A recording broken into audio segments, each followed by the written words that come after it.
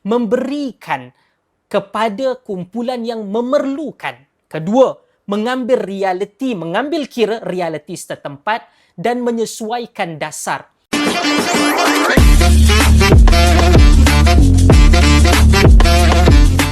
Bismillahirrahmanirrahim. Assalamualaikum warahmatullahi wabarakatuh. Sahabat-sahabat sekalian.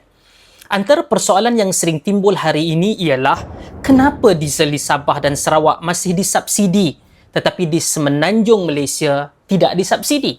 Adakah ini tidak adil?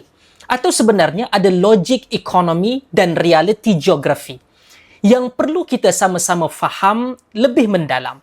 Dan inilah teman-teman, soalan yang kerap muncul selepas berlakunya kenaikan harga bahan api khususnya diesel di Semenanjung Malaysia tetapi tidak di Borneo, Sabah dan Sarawak. RON 95 masih kekal pada kadar RM1.99 kerana diserap kenaikan harga itu melalui subsidi kerajaan yang bertambah dari 700 juta ringgit Malaysia kepada 3.2 bilion.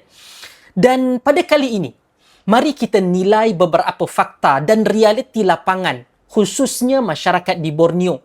Saya yakin, tidak semua di kalangan para penonton video saya ini akan bersetuju dengan penjelasan ini. Tetapi saya serahkan pada kebijaksanaan kalian untuk menilai secara emosi atau rasional. Pertama, perbezaan demografi dan taburan penduduk.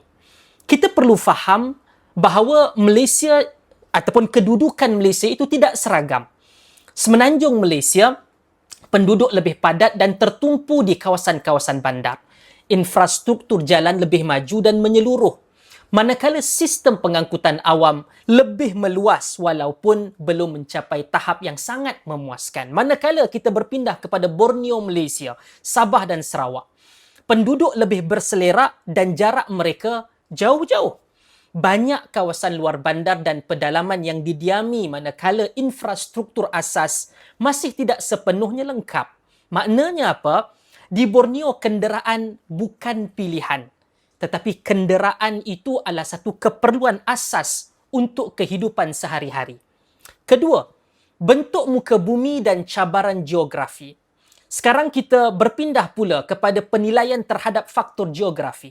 Di Semenanjung, jalan yang menghubungkan antara satu tempat kepada tempat yang lain hampir berada dan dapat untuk diakses di semua kawasan. Kedua, laluan lebih pendek dan kos logistik lebih rendah. Manakala di Sabah dan Sarawak, kawasan berbukit, hutan tebal dan sungai yang panjang serta luas dan banyak